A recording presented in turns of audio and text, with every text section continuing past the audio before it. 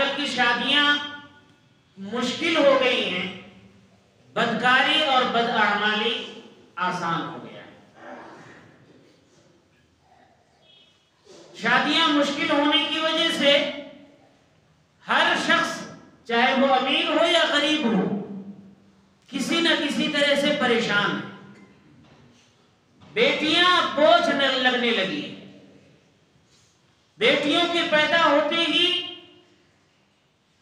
اب والدین کو یہ بات ستانے لگتی ہے کہ اب اس کے لیے ہمیں انتظامات کرنے پڑیں۔ یہ سب ہماری خود کی اپنی پریشانیاں ہیں جو ہم خود ہی اپنے اوپر ڈال لیے۔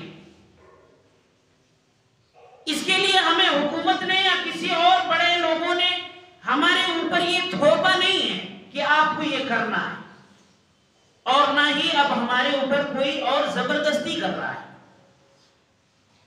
بس ہماری اپنی سوچ ایسی بن گئی، ہمارے اپنے حالات ایسے بن گئے، ہمارے اپنے ماحول اور سماج ایسا ہو گیا ہے کہ اب یہ نہیں کریں گے تو لوگ کیا کہیں گے، اتنا سارا ہم سامان نہیں دیں گے تو لوگ کیا کہیں گے، اجی فلاں کو دیکھو اس نے تو ایسا اور ایسا سامان دیا تھا، اجی فلانے کے ابو دیکھو لوگ کیا کہیں گے، اس سے کمزور ہیں ہم کیا۔ وہ اوپر والا ناراض ہو جائے چلے گا، نیچے والے نہیں ناراض ہونے چاہیے۔ یہ آج ہماری سوچ بنی ہوئی ہے۔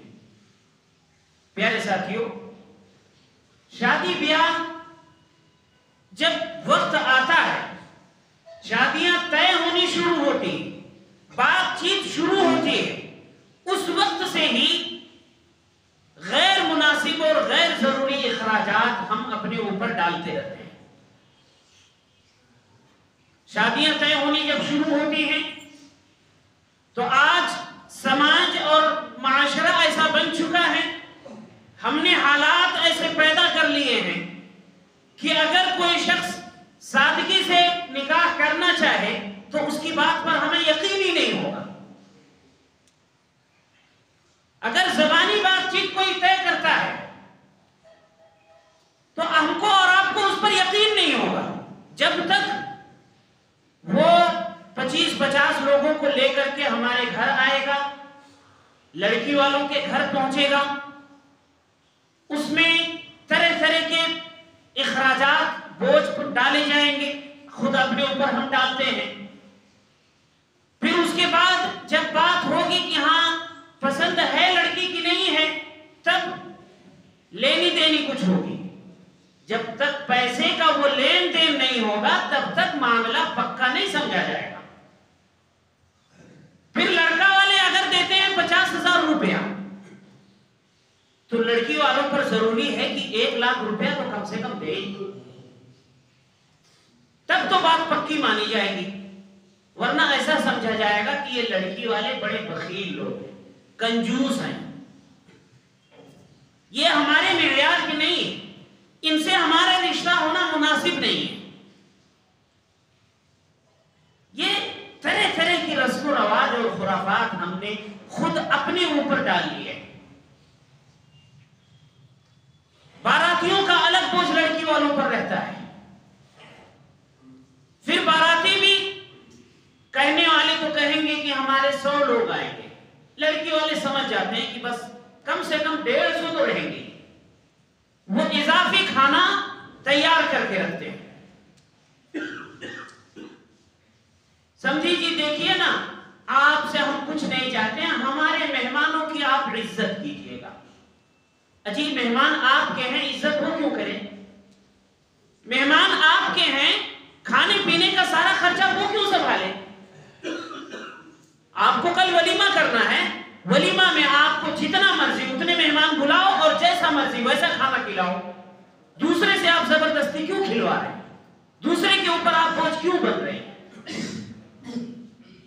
پھر ان میں بھی یہ بات ہوگی کہ ارے فلانے نے ہمیں دعوت دیا تھا اپنی شادی میں، اپنے لڑکے کی شادی میں، اس کو دینا ہے۔ یہ ہمارا پڑوسی جو ہے یہ اپنے لڑکے کی شادی میں ہمیں نہیں بلایا تھا، بارات میں نہیں لے گیا تھا، اس کو نہیں لے جانا۔ پھر اس میں طرح طرح کی لوگوں سے دشمنیاں بھی ہوتی ہیں۔ پیارے ساتھیوں، یہ سارے فتنے اور خرافات، یہ رسم و رواج نہ تو شریعت ہمیں اس کی اجازت دیتی ہے اور نہ ہی ہمارے ملک کا قانون اس کو اجازت دیتا ہے کوئی آپ میں سے جو یہ کہہ سکتا ہو کہ بارات لے جانا جائز ہے کوئی آپ میں سے جو کہہ سکتا ہو کہ یہ مگنی اور یہ شادی بیاہ کی جو طرح طرح کی رسم و رواج ہیں، جہیز وغیرہ ہے، یہ سب کچھ جائز ہے؟ کوئی ہے؟ چاہے پڑھا لکھا ہو یا جاہل ہو، ہے کوئی آپ میں سے؟ لیکن بچتا کون ہے؟ کون بچتا ہے؟ آپ میں سے کوئی بچتا ہے؟ بچیں گے کیوں جب بات یہ ہے کہ لوگ کیا کہیں گے؟ لوگ کیا کہیں گے؟ اس لیے ہمیں نہیں بچنا ہے، ہمیں لوگوں کو خوش کرنا ہے۔ ہم تو سب کے بارات میں گئے ہیں نا، تو اب سب کو اپنی بارات میں لے کے جانا پڑے گا، نہیں لے جائیں گے تو لوگ کیا کہیں گے؟ یہ کہیں نہ کہیں تو اس رسم کو توڑنا پڑے گا، لوگوں کو ناراض کرنا پڑے گا، کچھ لوگوں کو آگے آنا پڑے گا، تب جا کر یہ فتنے خرافات ختم ہوں گے۔ اور ان سارے معاملوں میں مردوں سے زیادہ عورتیں آگے ہوتی ہیں۔ اگر مرد حضرات اس کو روکنا بھی چاہتے ہیں تو عورتیں اس میں ایسا اڑچن کرتی ہیں، ایسا ٹانگ اڑاتی ہیں کہ انہیں مجبور کرتی ہیں کہ آپ کو یہ کام کرنا ہی پڑے گا۔ جہیز کے معاملے میں جب دکھاوا ہوگا تو اس میں سب سے آگے عورتیں رہیں گی۔ کون سی کمپنی کا مال ہے، کتنا روپے کا ہے، یہ ساری چیزیں ایک ایک چیزوں کو جب نہاریں گی، آنکھیں پھاڑ پھاڑ کے دیکھیں گی، ان میں عورتیں زیادہ، مرد بھی ہیں لیکن عورتوں کا کردار اس معاملے میں بہت آگے ہے۔ محترم سامعین، آج کل ان شادیوں کے مشکل ہونے کی وجہ سے طرح طرح کی باتیں، خرافات دنیا میں جنم لے چکے ہیں۔ کتنی ہی ایسے بچیاں ہیں جو اسی بوجھ کی وجہ سے ان کے والدین ان کی شادی نہیں کر سکتے اور وہ اپنے لیے آسان سمجھ بیٹھتی ہیں کہ ہمیں خود کو ہی مار ڈالنا ہے۔ کہیں پنکھے سے لٹک کر مر جاتی ہیں، کہیں دوا اور زہر وغیرہ کھا کر مر جاتی ہیں، کہیں کسی اور طریقے سے آگ لگا کر مر جاتی ہیں۔ ایسے آئے دن واقعات ہم سنتے رہتے ہیں۔ کتنی لڑکیاں ایسی ہیں جو اپنے والدین کا بوجھ سمجھتے ہوئے وہ غیر مسلم کے ساتھ بھاگ جاتی ہیں، اور پھر جب یہ سب حادثات ہوتے ہیں تب اس گاؤں والوں کے اور اس سماج والوں کا تقوی جاگتا ہے اور وہ اس والدین کو جا کر کے نصیحتیں کرتے ہیں کہ آپ کی بیٹی نے یہ غلط کیا۔ یہ کیوں نہیں سوچتے کہ آپ اس کی بیٹی کو اس غلطی پر ابھارنے کے لیے کون ذمہ دار ہے؟ کیا ہم لوگ ذمہ دار نہیں ہیں؟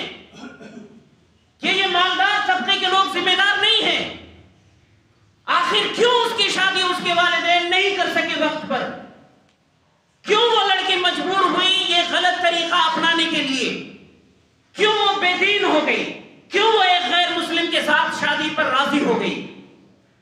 یہ بات تو صحیح ہے کہ اس کی بیٹی نے غلط کیا ہے، لیکن اس غلطی پر اسے ابھارنے کے لیے، اس غلطی کو یہ غلطی انجام دینے کے لیے آخر کون ذمہ دار ہے؟ کیا ہمارا سماج یہ ذمہ دار نہیں ہے؟ کیا ہم ذمہ دار نہیں ہیں؟ آخر ہم نے ہی تو ان شادیوں کو مشکل بنایا کہ وہ والدین پر بوجھ لگنے لگی اور اس لڑکی کو گھٹن ہونے لگی اور وہ اپنا راستہ غلط طریقے سے اختیار کر لی۔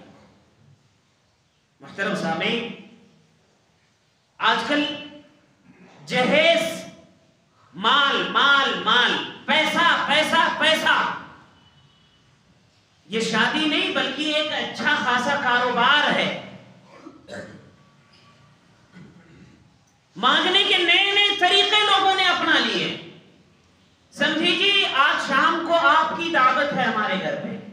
اب समधी जी आएंगे, उनको बड़े लड़के के कमरे में ले जाकर वहां बिठाएंगे। समधी जी देखिए ना, ये हमारे बड़े लड़के का कमरा है, बड़ा शानदार बेड है ये, 75,000 रुपए का फला जगह से लेके आए था हमारे समधी जी। फला कंपनी का फ्रिज है, बड़ा महंगा वाला है, 2 साल हो गए अभी तक ये एक बार भी खराब नहीं हुआ है। अब समधी जी तो होशियार होंगे ना, समझ जाएंगे ये समधी जी कहना क्या चाह रहे हैं, अपने बड़े बेटे का ये बेडरूम क्यों दिखा रहे हैं, इसका मतलब समधी जी समझ जाएंगे कि उन्हें क्या क्या चीजें चाहिए और किस मेयार की चीजें चाहिए। कभी कोई कहेगा अजी हमने अपने लड़के को 10 साल से बड़ी मेहनत से पढ़ाया है, फला कॉलेज में इसको इंजीनियरिंग की पढ़ाई कराई, इतने लाख रुपए लिए, इसको डॉक्टर बनाया, फला ने मुल्क में भेज करके इसको डॉक्टर बनाया, डॉक्टरी की पढ़ाई कराई है, 1 करोड़ रुपया इसकी पढ़ाई में हमने अब तक खर्च किया होगा। समझी कि समझ जाएंगे कि इसको क्या मकसद है, होशियार हो गए हैं ना लोग। और कभी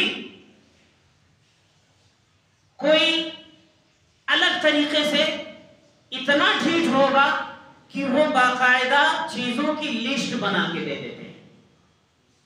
प्यारे साथियों, अल्लाह ताला ने आपको हाथ पैर दिया है, मालो दौलत दिया है, आप अपने घरों का खर्चा खुद संभाल रहे हैं, अच्छा खासा आपका कारोबार है, वो एक लड़की क्या आपके घर में आएगी, इतना आपका खर्चा बढ़ जाएगा कि इतने सारे माल आपको चाहिए उस लड़की को घर में रखने के लिए।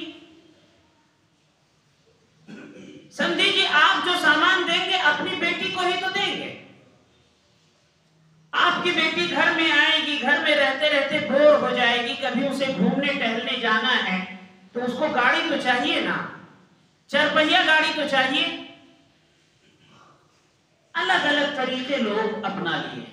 प्यारे साथियों, यकीनन ये भीख मांगना है, ये भीख मांगना छोड़ दीजिए, लड़की वालों पर बोझ मत बनिए। अजी हम तो अपनी लड़की को देते हैं तो लड़का की बारी में लेंगे क्यों नहीं?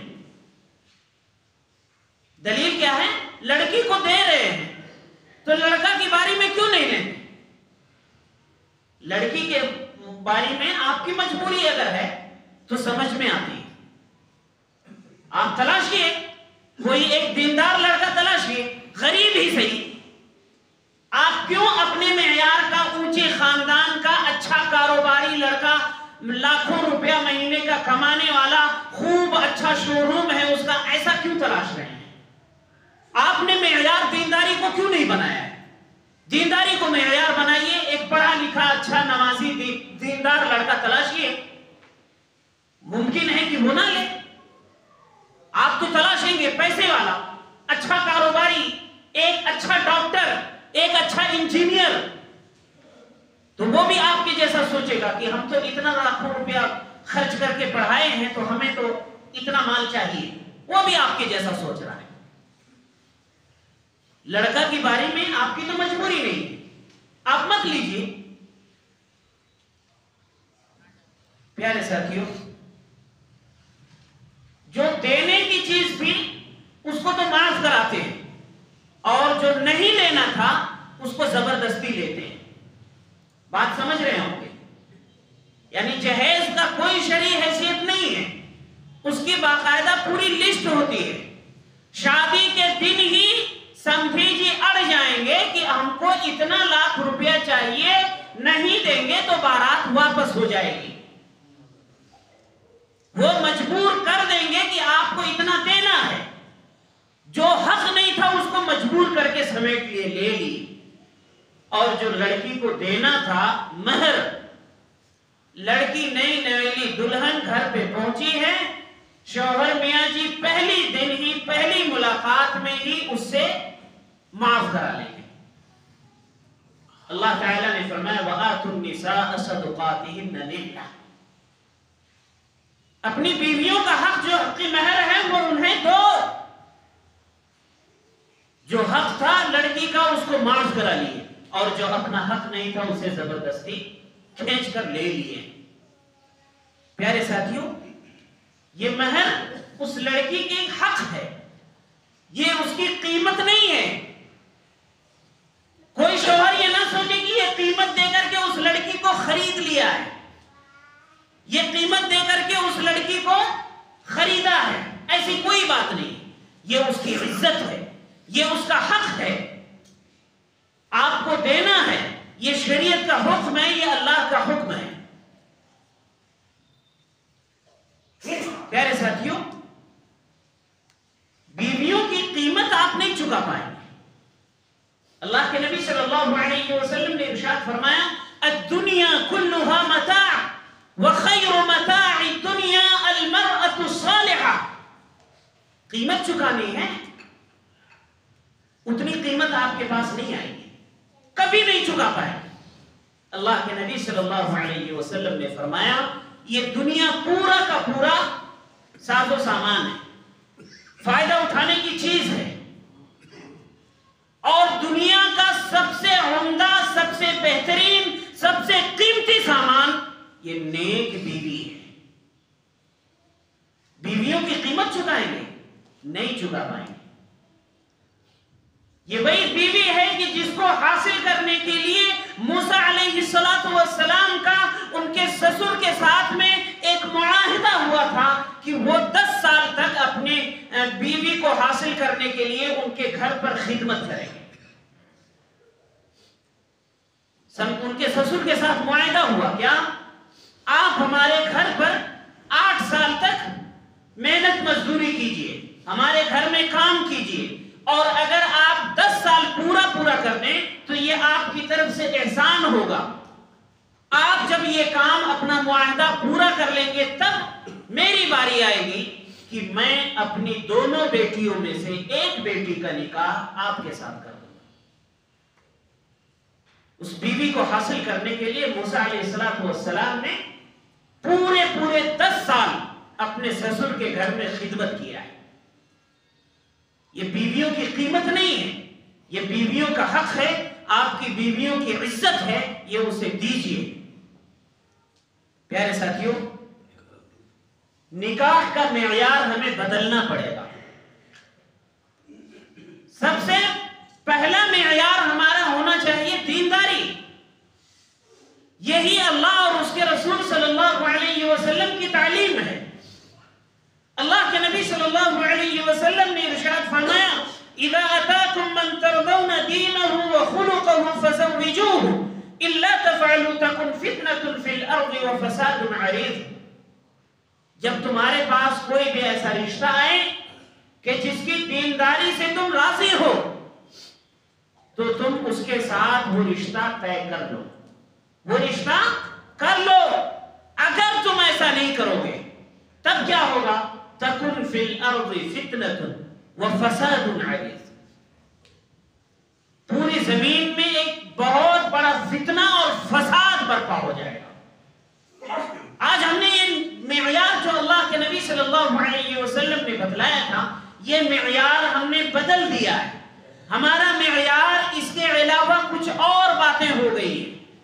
ہمیں جب کوئی رشتہ کرنا ہوتا ہے تب ہم پوچھتے ہیں کہ لڑکا کام کیا کر رہا ہے، کتنا مالدار ہے، کتنا پڑھا لکھا ہے، شکل و صورت کیسی ہے. یہ ساری چیزیں پوچھیں گے. ان میں کمیاں ہیں تو رشتہ ختم. دینداری ہے کہ نہیں، نماز پڑھتا کہ نہیں پڑھتا تو سیکھ لے گا، اجی سدھر جائے گا، پڑھنے لگے گا بعد میں. مالداری کی باری آئی تو تب یہ بات نہیں آئے گی، بعد میں مالدار ہو جائے گا. مالداری ابھی سے چاہیے. اونچے خاندان کا ہے کہ نہیں، اگر کسی نیچے خاندان کا ہے تو نہیں چاہیے. دینداری ہی ایک واحد وہ بات ہے کہ جس کے بارے میں لوگ یہ سوچتے ہیں کہ بعد میں سیکھ لے گا، بعد میں سمجھ جائے گا، بعد میں نماز پڑھنے لگے گا. اللہ کے نبی صلی اللہ علیہ وسلم نے ارشاد فرمایا تنکح المرأة لأربع، عورتوں سے نکاح کیا جاتا ہے، اس میں 4 بنیادی باتیں ہوتی ہیں، لمالها ولحسبها ولجمالها، 3 باتیں آپ نے بتلایا اور یہی تینوں معیار ہم لوگ اپنائے ہیں آج۔ چوتھی بات جو اللہ کے نبی نے بتلایا اسے چھوڑ دیے، بتلایا مال کی وجہ سے، حسب و نسب کی وجہ سے، کتنا اونچا خاندان ہے کہ اس کا باپ کیا ہے، وکیل ہے، جج ہے، تھانے دار ہے، اتنا بڑا بزنس مین ہے، اس کے گھرانے والے کیا کرتے ہیں وہ دیکھا جائے گا، اور اس کی خوبصورتی دیکھی جائے گی، کتنی خوبصورت ہے۔ چوتھی بات اللہ کے نبی صلی اللہ علیہ وسلم نے بتلایا وَلِدِينِهَا، جو سب سے اہم بات ہے اس کو آخر میں بتلایا۔ وجہ کیا ہے کہ سماج میں عام طور پر لوگ یہ جو شروع کے 3 معیار ہیں اسی کو اپناتے ہیں، ان کو پہلے بتلایا، اور چوتھی بات جو سب سے کم ترین معیار لوگ بناتے ہیں اس کو آخر میں بتلایا، اور بتلایا کہ لوگوں اسی آخری والے معیار کو ہی اپناؤ۔ تو ہمیں اپنے شادیوں میں اپنا معیار بدلنا پڑے گا۔ آپ کو آپ کی لڑکی کے لیے رشتہ چاہیے، ایک دیندار گھرانہ، ایک دیندار لڑکا تلاشیے، اور اگر آپ کے لڑکا کے لیے کوئی لڑکی چاہیے تو اس کے لیے بھی ایک دیندار لڑکی تلاشیے۔ آپ یہ معیار بدل دیے ہیں جس کی وجہ سے شادی کے بعد سے ہی فتنے اور خرافات گھروں میں جنم لینے لگتے ہیں۔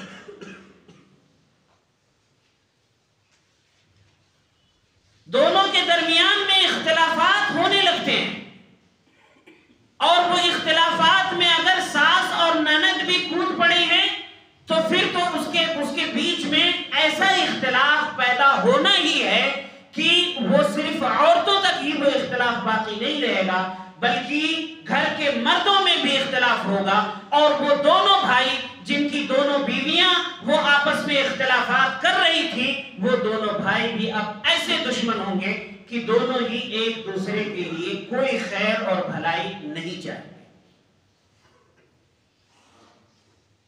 یہ میری واشنگ مشین ہے، میں تمہیں نہیں دوں گی، تو دوسری بہو وہ اپنا کوئی سامان اٹھا کر اپنے گھر میں لے جائے گی، اپنے کمرے میں، یہ میرا سامان ہے، یہ میں تمہیں نہیں دوں گی۔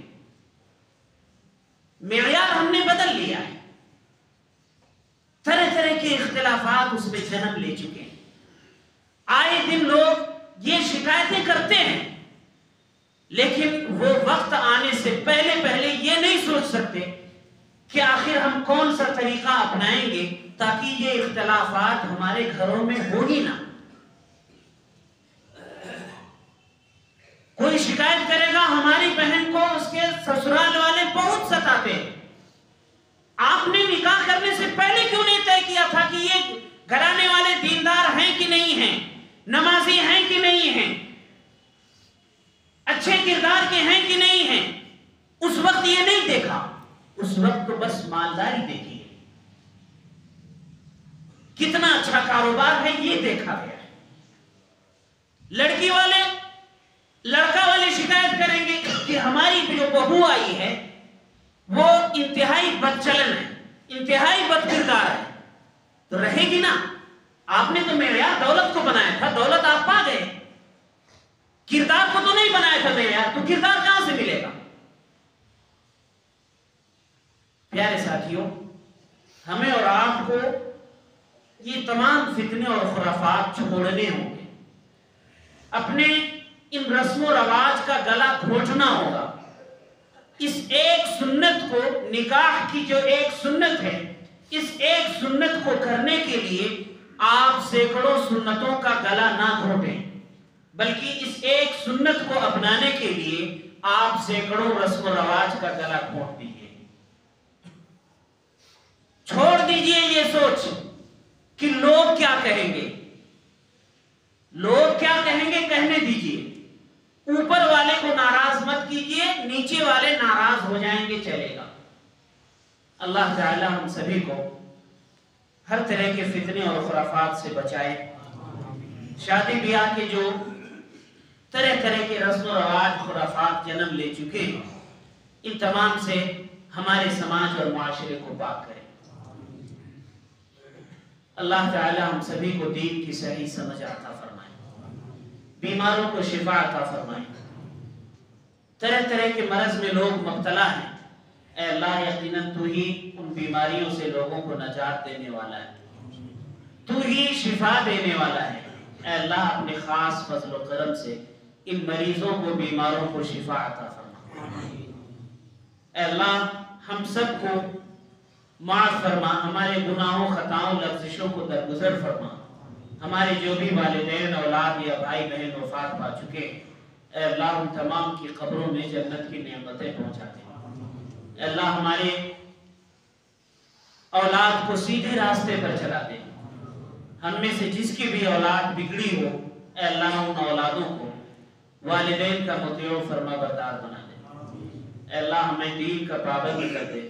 ربنا تقبل منا انك انت السميع العليم وتب علينا انك انت التواب الرحيم۔